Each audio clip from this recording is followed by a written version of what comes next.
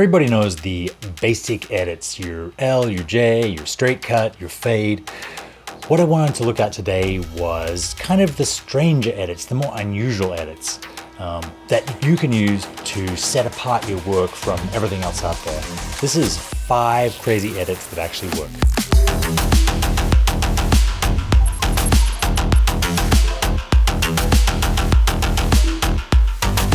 First is the punch match cut. So if I drag a punch to camera into the timeline and stop it as the fist hits, then I find the clip where the guy gets punched and do the same thing from the moment he starts to move, set in and out there, and put that in.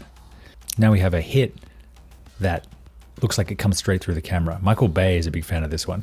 Moving on to our next one, it is the is similar but parallel. So here we have a guy throwing an axe and a whip pan. So halfway through the whip pan, I'm going to cut, and when I get the hit, I'm going to start in on the whip pan, drag that in. There's no audio through this, so we'll get rid of that.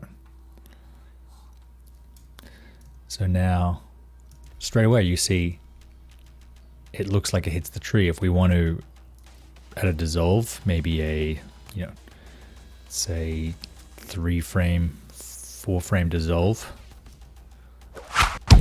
that sells it even more. So for our next crazy cut, this is more a music video sort of style. I've got these 2 shots of this model dancing, and what I'm going to do is lock my bottom shot so it doesn't interfere, double click my video 2 layer so that I can see it and move it a little more easy and it gets larger. Then I'm going to just use my left and right arrows to go forward and backwards 1 step, and then I'm going to add a cut 20 times. So 1, 2, 3, 4, 5, 6, 7, 8, 9, 10, 11, 12, 13, 14, 15, 16, 17, 18, 19, 20. Now I'm going to go in and just delete every second frame. Pretty straightforward. So if I play between them now, they both interplay while they shimmer between them, and it actually works best if you have some kind of cool kind of breakbeat there between scenes of a video or a drum breakdown. But it's really high energy, and it gives you real impact for your cuts with, like I said, music videos or anything dynamic.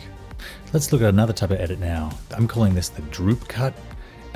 This is a still from, or this is a clip from my feature film Brooklyn Tide, and the plot is that this FBI agent has drugged the other FBI agent whose POV we're looking through and stolen the MacGuffin.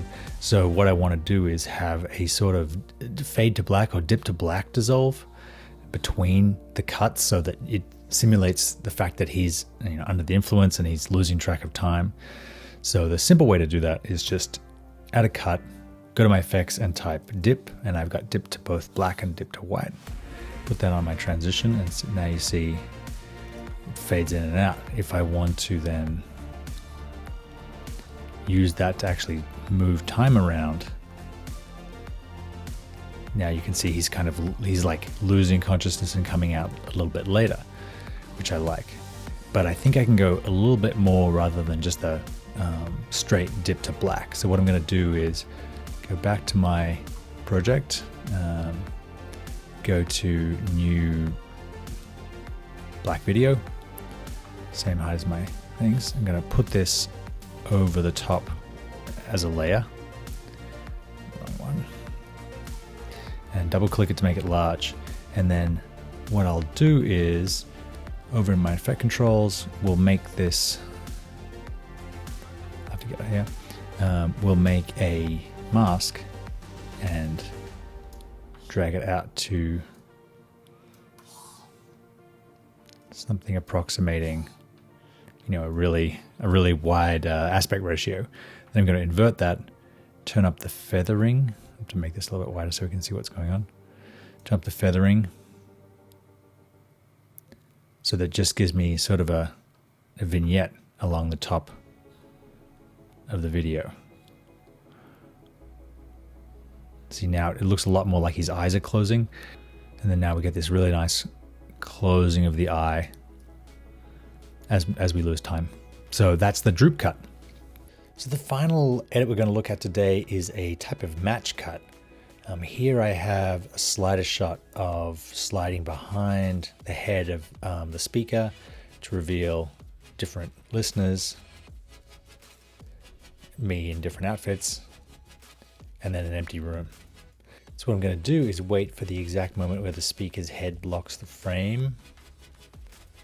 There, and cut. Then this one will be where the speaker's head blocks the frame and cut. Zooms back again. And cut. And then out again. And it's already there. Then I just have to find this one. And cut. So as they play these back, you can have this cool effect where as we dolly behind one person's head, what's on the other side of the camera changes.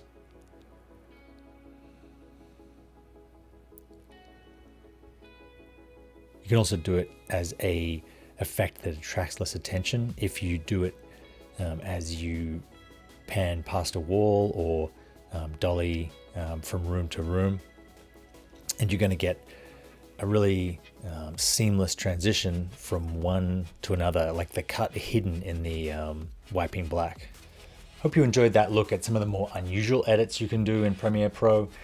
You do need to plan for them. You do need to structure your shots around them so you get the right footage, but they really can work to distinguish your films from what else is around. Thanks very much for watching. I will see you next time.